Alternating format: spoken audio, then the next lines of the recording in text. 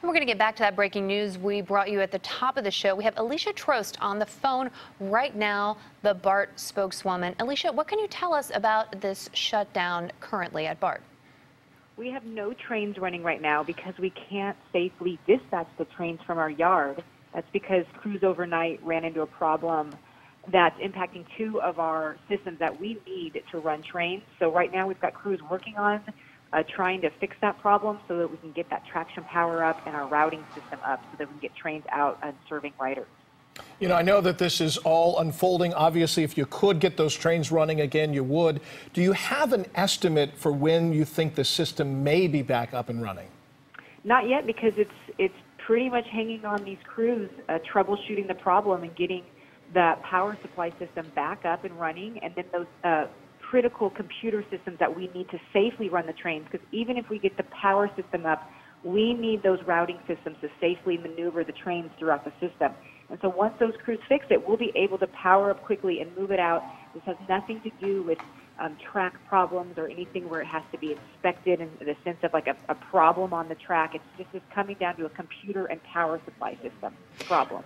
And Alicia, are there shuttles or other mechanisms in place to help people who are trying to travel on BART until the system is back up? We have requested mutual aid from the bus systems that serve our stations, and people can plan their alternative trips with our trip planner. It'll show you what buses you can take from a BART station if you're already there or even from your house. BART doesn't own buses, so we rely on those partner bus agencies to help our riders when something like this happens.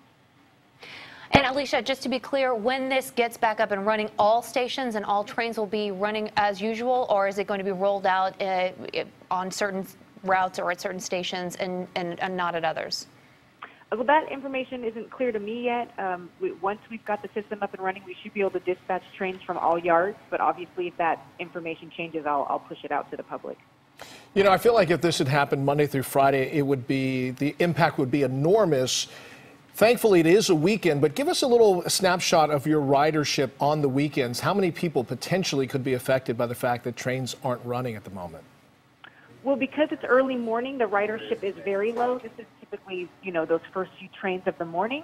So it's still not a tremendous impact. What it will be is if you start to, if it bleeds into the later portion of the day, which we don't know if that will happen yet. Our Saturday ridership can be in the 200,000.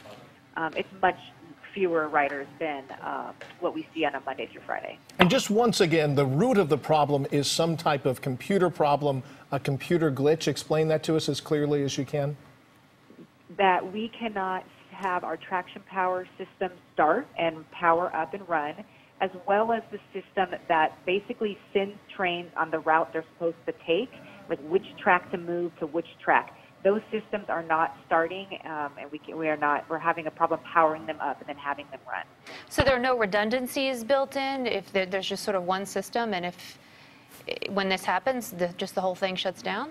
What I do know is we were actually working on the redundancy system last night. I'm still waiting to get the full details of what they were doing, if it was rebuilding work or just planned maintenance.